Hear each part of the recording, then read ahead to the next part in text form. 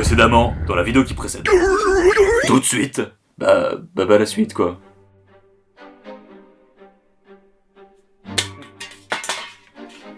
T'es encore là toi? T'as pas de maison? Bon non plus tu n'iras, je reste pas de celle-là. Hein. De quoi? Tu veux connaître la suite de la dernière vidéo? Mais y'en a pas? T'as jamais vu Cliffhanger de ta vie ou quoi? Non, en plus les vidéos scénarisées c'est vraiment pas mon genre, j'ai pas de temps à perdre pour ça. Je suis quelqu'un d'assez débordé comme tu peux le voir, actuellement j'ai...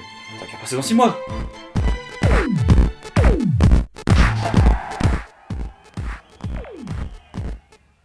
Bon. Tu veux vraiment voir une vidéo sur Disney? Ouais, passe-moi le carton, ok vas-y on y va. Disney a bercé mon enfance, et je crois pouvoir dire sans trop me mouiller que c'est aussi sûrement votre cas. Bon après pour mon cas, ces films je les ai un petit peu vus en cachette par la suite parce que ma mère voulait pas du tout en entendre parler. Non moi à la place à la maison j'avais ça. Ah ah ah, c'est moi le génie. Vieux débile. En un sac de production, Disney a su faire rêver des milliards de personnes à travers des films merveilleux, riches en émotions et intemporels. Il n'y a qu'à voir Cendrillon ou La Princesse à la Grenouille, malgré les 60 ans qui les séparent, je peux toujours m'enchaîner les deux sans aucun souci. Je parle des films, efface nos commentaires. En comptant les films d'animation et les productions live action, on arrive à pas moins de 450 films made in Disney. Et encore, j'inclus pas les productions Marvel et Star Wars. Et avec tous ces films, il y a vraiment de quoi passer un bon moment. Mais ce serait quand même oublier ces quelques perles que nous a servi le studio. Les plus beaux étrons 100% Disney que vous avez tous oubliés, ceux qui feront passer Wish pour un classique et Avalonia pour un chef-d'œuvre. Aujourd'hui, on s'attarde sur 5 d'entre eux, les pires films d'animation Disney. C'est parti. Chicken Little, sorti en 2005. Ce film a vraiment pas de chance puisqu'il est venu au monde au pire moment pour Disney. Le passage aux années 2000 s'est fait un petit peu en rampant pour la compagnie, qui, après ses énormes succès dans les années 90, se retrouve à devoir faire face à quelque chose de totalement nouveau pour elle, la concurrence. Car avant les années 90, faut dire qu'il n'y avait pas grand monde dans l'animation qui pesait autant que Disney et qui pouvait se vanter de faire autant de recettes. Mais avec l'arrivée de certains studios comme DreamWorks, Pixar ou Ghibli, qui commencent à faire parler d'eux, Disney sent que le vent commence à tourner. Bon, pour Pixar c'est réglé assez facilement puisque Disney rachète le studio pour 7,4 milliards en 2006. Mais pour les autres, c'est une autre paire de manches. Quand sort en 98 Le Prince d'Égypte pour DreamWorks et que Ghibli finit aux Oscars pour Le Voyage de Chihiro en 2001, d'autant plus que le studio est désormais connu dans le monde entier pour ses chefs-d'œuvre, Disney se retrouve un peu hors jeu. Ces studios ont su proposer de nouveaux récits, de nouveaux styles d'animation, de nouveaux messages et de nouvelles technologies. Disney doit s'adapter à ce nouveau courant pour rester dans la partie et éviter qu'une crise comme celle des années 80 refasse son apparition. Le problème c'est que la crise, Disney est de nouveau en plein dedans. Comme je l'ai dit, le passage aux années 2000 a été assez douloureux. Dinosaures, l'Atlantide, la planète au trésor, malgré la qualité qu'on leur reconnaît aujourd'hui, à l'époque au box-office, c'était pas la même chose. Même Frères des ours, considéré comme un succès, se retrouve mais bien loin des scores réalisés 10 ans plus tôt. Pour Disney, ça apparaît alors comme une évidence. Le souci, c'est la 2D. Face au succès des concurrents comme Shrek, Nemo ou Toy Story, Michael Eisner, PDG de Disney à l'époque, lance alors une transition. Le futur, c'est la 3D, et leur prochain film sera fait ainsi. C'est comme ça qu'est né Chicken Little, dans un contexte de ruée vers l'or et de panique générale. Dernier espoir pour rattraper la concurrence. Bien évidemment, ce film ne sort pas non plus de nulle part. Il s'agit en réalité de la réadaptation d'un de leurs anciens courts-métrages de propagande réalisé en 1943 en pleine guerre mondiale. Donc ouais, on est sur une transition assez rude.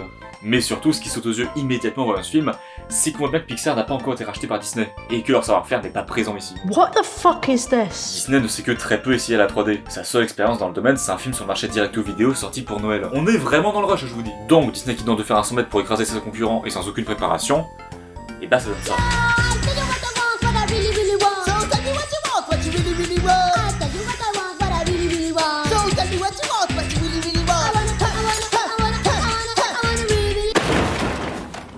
Bon, comme vous pouvez s'y attendre, ça casse pas trop pattes à un canard. C'est rigolo, sale merde. On voit bien que tout est ultra lissé et vide de toute âme. Et venez pas me dire, non mais t'es dur, c'est un vieux film. Non, ça c'est sorti de la même année. Ça en 2001 et ça 10 ans avant. Et même les décors sont vides, les murs sont vides, les rues sont vides. Regardez ce quartier. On dirait Austin dans Epic Mickey. Mais si, Epic Mickey quoi. Non. Du côté de l'histoire, on est sur rien de bien fou, c'est littéralement le monomythe de Campbell avec un putain de poulet. Il n'y a aucun rebondissement, aucune originalité, c'est plat et déjà vu. Et vraiment, la 3D ne joue pas en sa faveur. Ouah, c'est laid. C'est une défaite. Finalement, en termes d'entrée, le film reçoit un accueil plutôt correct, mais les critiques seront quant à elles assez unanimes. On a perdu en grande partie la magie de Disney, que ce soit les messages, la féerie ou les personnages. Chicken Little, ça a été un film de prouveur qui s'est planté. D'autant plus que son réalisateur a quitté le studio dès le lendemain de la sortie DVD du film. Voilà. Grosse ambiance chez Disney. Et le pire dans cette histoire déjà franchement merdique quand même, c'est que c'était que le début. Bienvenue chez les Robinson. Suite à la clé monumentale de Chicken Little, le rachat de Pixar en 2006 tombe à point nommé. Enfin, le studio va pouvoir bénéficier de leur savoir-faire, mais avant cela, il y a un dernier détail à régler. En 2006, David Staten, chef créatif de chez Disney, se retrouve dégagé bien salement. En partie à cause de ses échecs comme La Femme se rebelle ou Chicken Little, il est entre autres l'une des raisons principales du départ de Mark Tindall. C'est donc John Lasseter qui lui succède, réalisateur de Toy Story. Donc là, vous dites sûrement que le bateau est sauvé, mais attendez un petit peu.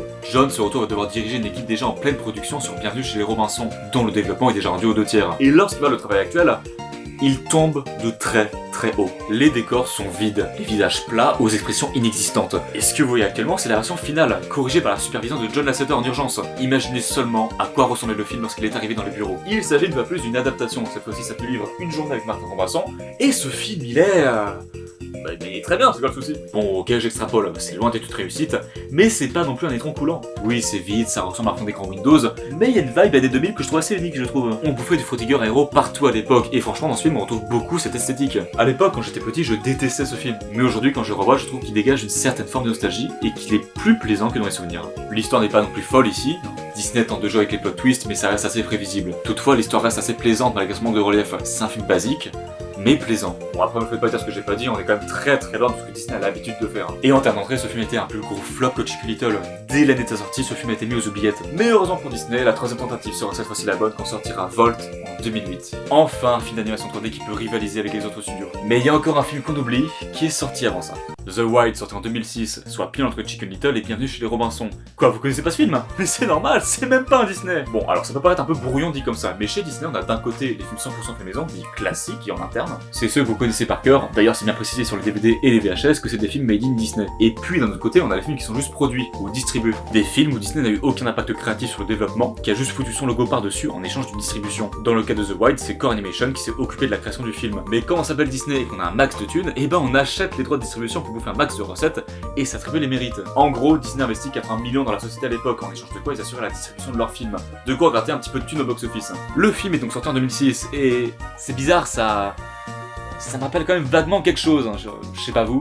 Vous l'aurez remarqué, on est sur une copie honteuse de Madagascar de chez DreamWorks. Car on ne peut pas surpasser la concurrence, on imite la concurrence. Et Disney semblait vraiment croire en cette idée, sinon elle n'aurait pas investi 80 millions là-dedans. Je dis qu'on est sur une copie honteuse, bon excusez-moi c'est un peu vache, non, le scénario n'est pas le même.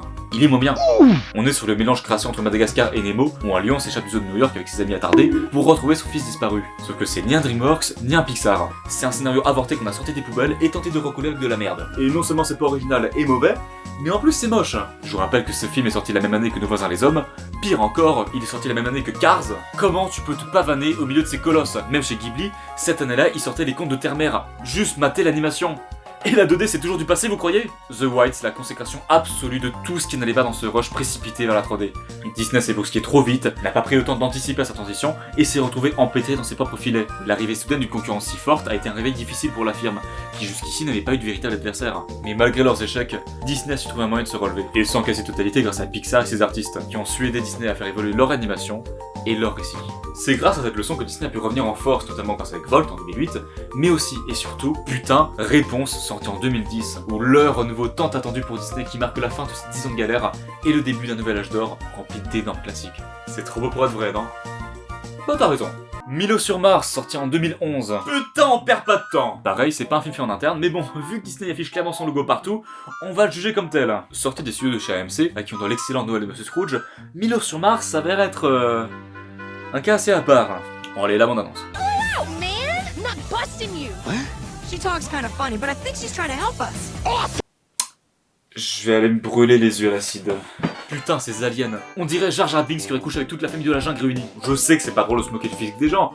Enfin si, ça l'est, mais faut pas le faire. Hein. Mais eux, vraiment. Mais merde, quoi. Essayons de pas trop nous focaliser sur le visuel et regarder un petit peu ce que vaut l'histoire. Donc on a affaire une fois de plus à la super originale aventure d'une princesse à sauver. Bon, c'est sa mère, mais c'est le même principe. Le film enchaîne cliché sur cliché. On nous sert une histoire qu'on a déjà vue 1000 fois et ne tente absolument rien d'innovant. Car vous trouvez toutes les comédies françaises identiques entre elles, j'insiste, n'allez surtout pas voir ce film. L'un des plus gros atouts du cinéma d'animation par rapport au cinéma traditionnel, bah c'est sa magie. Quand on regarde un Disney ou un Ghibli, la première chose qui saute aux yeux généralement, c'est la magie qui émane de ses œuvres, celle qui vient nous toucher au plus profond de nous-mêmes. Là, dans ce film, la magie est totalement absente, c'est extrêmement froid, et la motion capture n'aide vraiment pas à ce niveau-là.